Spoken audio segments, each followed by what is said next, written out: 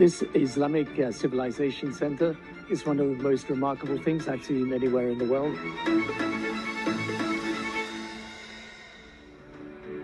In a single year, the Center of Islamic Civilization in Uzbekistan has been visited by presidents, the Director General of UNESCO, special envoys and former prime ministers, and on a busy day, over 5,000 members of the public.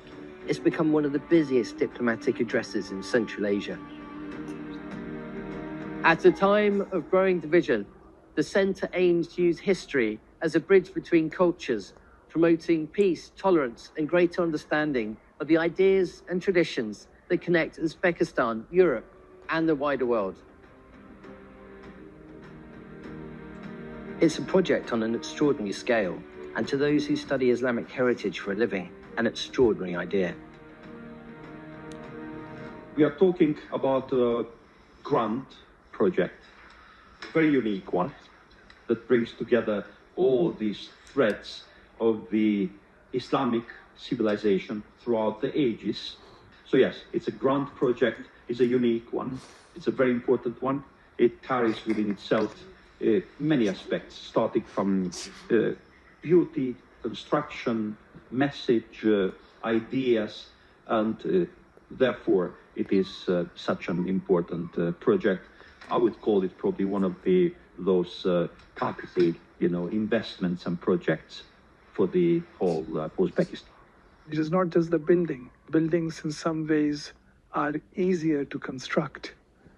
It is the idea behind the building, which I think is most astonishing and very, very important. A great contribution to this country, to the region, and indeed to world civilization. The idea took shape in 2017 when Uzbekistan's president stood at the United Nations and argued that the answer to ignorance and Islamophobia was not slogans, but enlightenment. 9 years on, the doors are open, and within months, the recognition followed. Named among the world's most beautiful museums by the Prix Versailles, among the most anticipated by the Smithsonian, and by Guinness World Records, the largest museum of Islamic civilization on earth.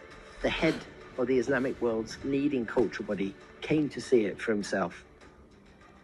What I saw is beyond the imagination, beyond what I thought the center would be. This center came as an idea by His Excellency President Shaukat Mirziyoyev. It was one of his dreams. And I think when a dream becomes real, that is something that you should be proud of. At its heart, a 7th century Quran on deerskin, but never only a museum. Inside are offices for a range of academic institutions, including UNESCO and the University of Oxford. But why here? Because this land sat at the crossroads of the old world. The collections here show how Uzbekistan's position at the crossroads between East and West helped ideas, scholarship, and scientific knowledge travel across the world. By bringing this heritage together, the center highlights Uzbekistan's contribution to medicine, mathematics, and astronomy, and the influence that knowledge had across the Islamic world and Europe. Europe learnt its medicine from a physician born in Bukhara. The word algorithm is a European mispronunciation of a mathematician's name. Ibn Sina, in Europe, they gave him another name.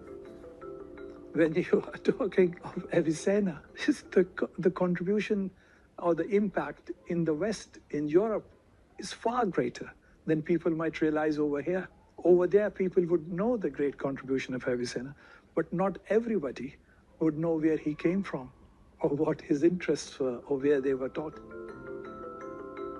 And that, say those who came here, is the real purpose of the place, not to display a glorious past, but to let people find themselves in it.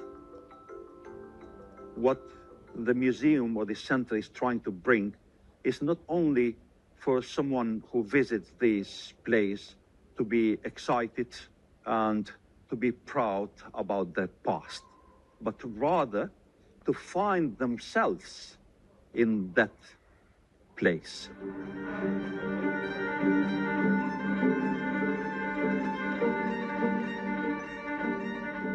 The centre has made itself a meeting point. This year it held the first international forum, drawing more than 400 scholars and religious leaders from over 50 countries under a single theme: the path to peace, tolerance and enlightenment.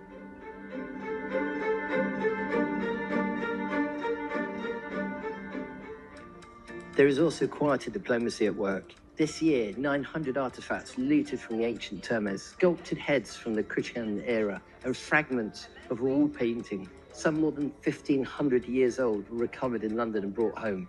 They were handed over at a ceremony marking 690 years since the birth of Amir Temur. The message is a lot to do with the historical memory and might serve as a message for more and more such artifacts to head back to their home country. I love the fact that the centres work with Oxford and Cambridge and the close connection that the UK has, because some of the artifacts that are here were in the UK and are now where they should be, which is here. And I hope that's a sign not of the past, but of the future between our two countries. So what is it for? 60% of Uzbekistan is under 35. They are who the argument is aimed at. It is so important, particularly in the world today, where there is a tendency to deny the past. In some quarters, in other parts of the world, where people think as if, everything was contributed only by themselves, not by others. To be reminded that, human civilization is something to which all people have contributed and to which all people can make a contribution in the future. None of it happens quickly, and Professor Nizami is the first to say so. But I think it is also very important to remember that these are processes. You should not push the pace of things. What has not happened for centuries cannot happen within a year or within 2 years. But unless you start it, it will never happen. Forget where you came from, he says, and you lose more than a history.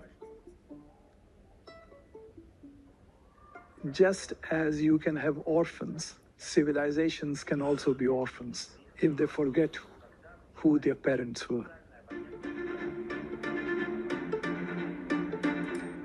This place remembers. The scholars are arriving, the delegations are coming, the doors are open. In a world that has forgotten how to talk to itself, Uzbekistan has built somewhere to start.